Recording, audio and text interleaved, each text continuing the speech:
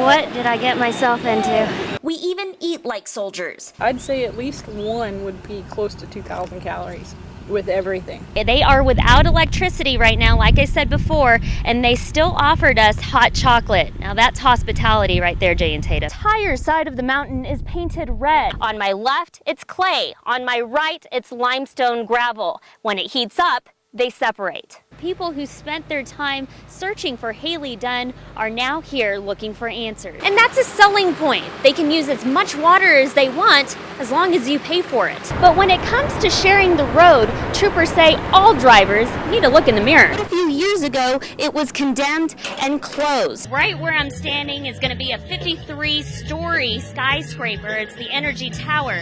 And once construction starts on that, Tatum, we don't know when the next event's going to happen here in downtown Midland. But many believe physical force and discipline go hand in hand. The man behind this camera goes by Jerry, the dash cam driver. And when we were looking this guy up, we found that Jerry isn't alone. Turns out the best witness to bad driving has a record button. I'm reporting to you from downtown West. It's about a mile away north from the plant. Now the businesses here received a lot of damage. Take a look at the boarded up windows. But a lot of businesses tell us that they're staying open in order to help the people of this town.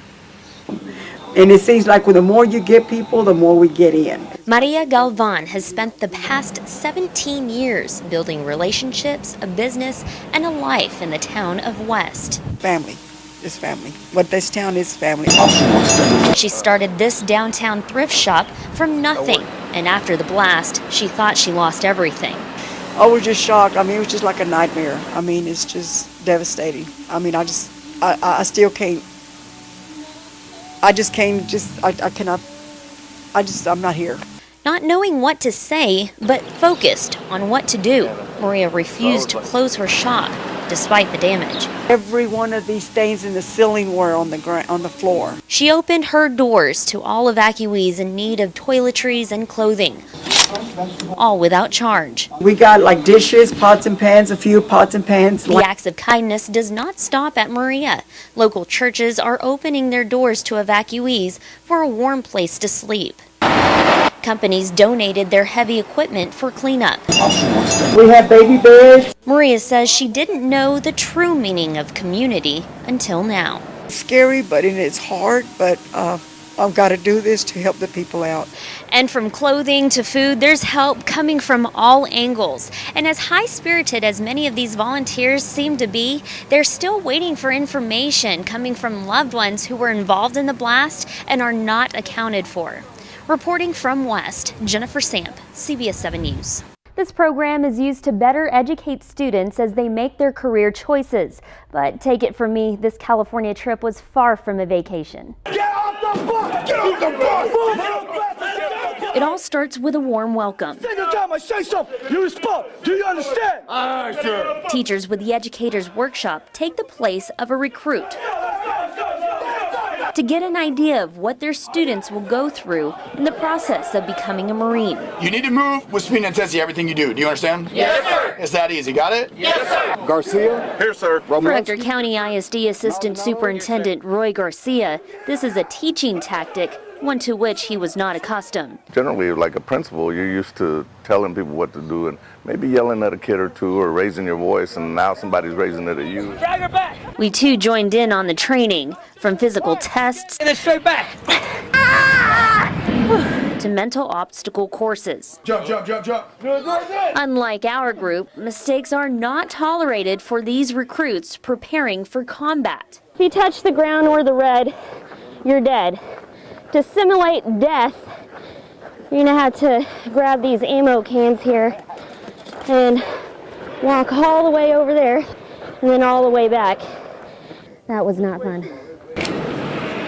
Let's go. The hardest lesson, the bayonet course. Wearing heavy gear, we clumsily crawled through the sand, Hurry up. tried our luck on a rope bridge, and faced the enemy. But these obstacles are something a recruit must learn to do. And do well. It didn't take long for us to realize that this is not for everyone. It's shocking, because you don't know exactly what's going to be the next step when you get there. You can kind of get a sense, just a small taste of what they go through. By midweek, we asked ourselves a question that most likely crossed the minds of every recruit. What did I get myself into? And just when we thought it was over, we took aim at being good shots at the same range some of the best marksmen in the world were made. Because first and foremost, every Marine is a rifleman. This is college, but it's a different kind of college. Marines say the target is to give a new perspective to the educators who can inform their students with this experience. And for this educators workshop, I get a chance to thank, the teachers and the principals of the schools who teach these young men and women what it means to serve selflessly and sacrifice. When they come back, they're different young men. And now I see how. I'm reading them lies, cheats, or compromises. There are leaders in the community now. You can tell as soon as they're done with this. As tiring as it looks, we only went through a small percentage of the 3-month training process. But it was enough to understand the transformation, which started with the first step on the yellow footprints. Beginning a journey only the best will finish.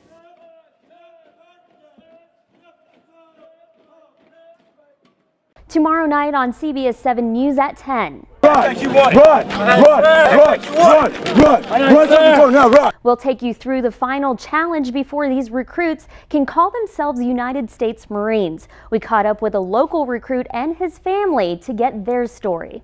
For your special report, I'm Jennifer Samp, CBS 7 News.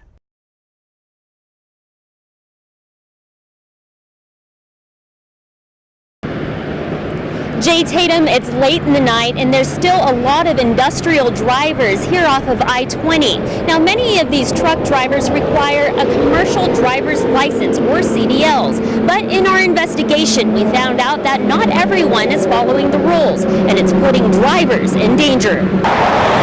West Texas is part of a rapidly growing oil field industry.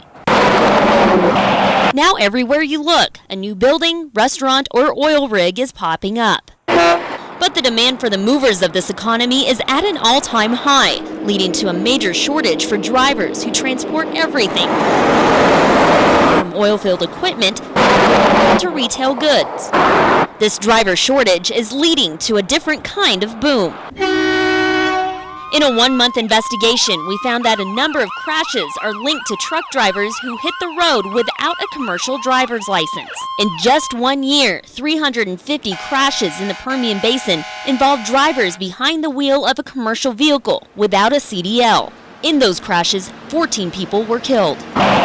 It's a battle the Department of Public Safety continues to fight, and the roads are the front line. Troopers who specialize in commercial vehicle law have increased their presence in the Permian Basin. Highway Patrol, need to see your driver's license, proof of insurance, please.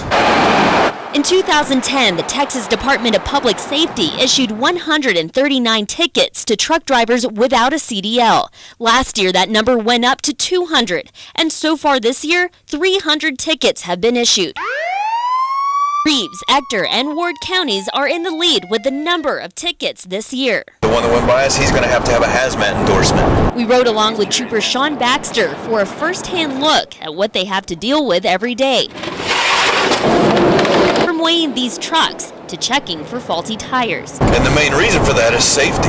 He says drivers who lack training for a CDL do not know how to care for their trucks or how to safely drive them. The weight of the vehicle and the speed of the vehicle greatly contribute to the damage and the possibility of severe injury or death. Trooper Baxter says the majority of truck drivers follow CDL rules and are licensed. Bob Timmons is one of them. He's been a certified commercial driver for more than 10 years and says drivers who drive without being trained and licensed are giving them a bad name. We had to go through all the training and everything and get the CDLs. They should have to do the same. Our investigation revealed violators do not drive for major corporations, but small independent companies. Through a public information request, we found that over 130 different companies in West Texas employed drivers who did not have a CDL. Most of them are in the oil field and construction industries. RG and Darlene Phillips topped the list, According to their website, they are independent truckers out of California, and just this year they received 7 tickets in Loving County for driving without a CDL. We attempted to call, but their listed number is disconnected. Not far behind on the list is Bartlett Construction in Midland. Drivers had 6 tickets in several different counties in the Permian Basin. We made multiple attempts to contact the owner, Andrew Bartlett, for an explanation. We even spoke to his assistant, but as of news time, he has not commented. So why are so many of these companies willing to risk lives and break the law? Whenever you're making the kind of money that they're making every day out on the road, it's worth the risk for them. We spoke with several county judges across West Texas who say something needs to be done, or repeat offenders will just continue to pay the small fee. The employee can be charged with a Class C misdemeanor and a $500 maximum fine. And in some cases, the companies will even pick up the tab for that because they're so desperate for people to drive the trucks. Ector County Judge Susan Redford says drivers like us can face jail time if we're repeatedly caught without a license. But the punishment for truck drivers is not nearly as harsh. Until you really stiffen those penalties and make it where it catches their attention, I think we're going to continue to see a growing problem. We contacted state and national lawmakers and showed them what we found. They also agree something must be done. Because it's a fairly new problem because of the boom, our laws really don't address it like they should. State Representative Tryon Lewis says he will look for a solution in the next legislative meeting.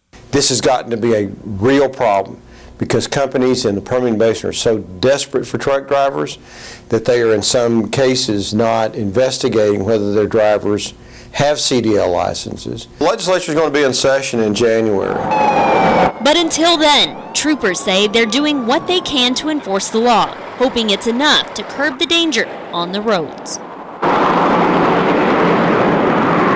According to DPS, companies can be audited, which could lead to fines based on the gross income their company makes. But I'm told because of limited manpower, it can take up to a year for the company to be audited. In Odessa, Jennifer Sand, CBS 7 News.